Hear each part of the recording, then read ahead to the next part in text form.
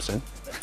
All right. So how do you feel about yourself and your wallet right now and the economy in general? Are you better off now than you were 4 years ago? Well, let's bring in Mike Huckabee, former governor. Good to see you. Look at that setting that you have. Everyone's a little jealous. Well, good morning, Gretchen. It's great to see you guys. I don't think most people are feeling a whole lot better than they did 4 years ago. Gas prices, grocery prices, the fact that many people have had foreclosures in the past 4 years. School costs are up for those who have people in school, student loans. I don't know how anybody could say, boy, this has been a great 4 years. Let's give Obama 4 more. Well, in fact, Mr. Obama himself, Mr. Huckabee, says that this has not been a great 4 years because, well, doggone it, he was going to fix things and it hadn't worked out that way. Listen to the president. I tell people this campaign's still about hope. If somebody asks you, it's still about change. Washington feels as broken as it did 4 years ago. And, if you ask me what is the one thing that has frustrated me most over the last 4 years, it's not the hard work, it's not the enormity of the decisions, it's not the pace. It is that I haven't been able to change the atmosphere here in Washington to reflect the decency and common sense of ordinary people, Democrats, Republicans, and independents, who I think just want to see their leadership solve problems. And there's enough blame to go around for that. Yeah.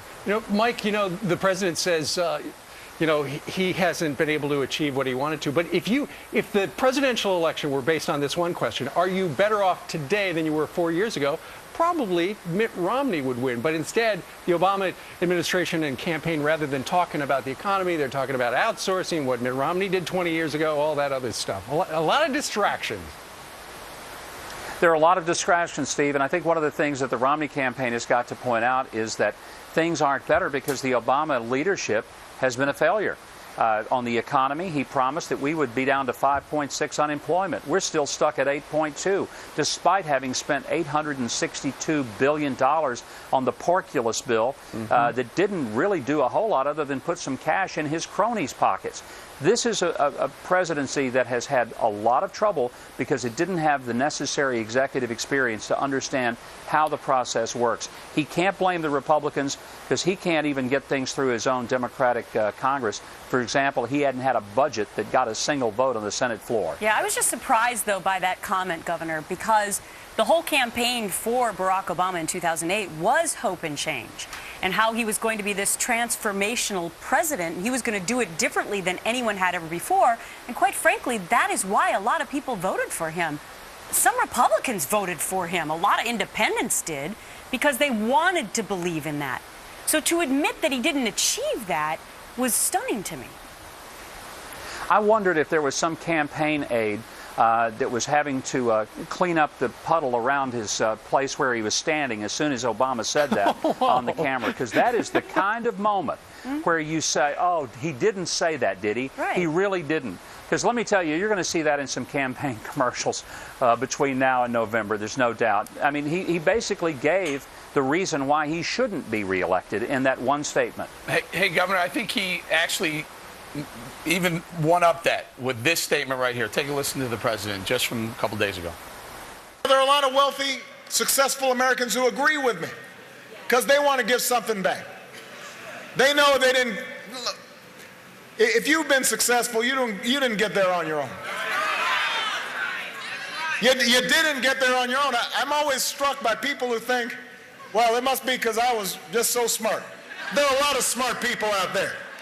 If you got a business, you didn't build that. Somebody else made that happen.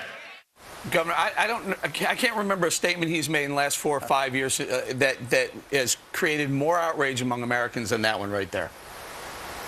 Well, everybody who's ever been in business before, particularly those who have had the entrepreneurial spirit and started up, understand most businesses in America fail. And they fail because no matter how hard you try and how smart you are, sometimes you just haven't picked the right market.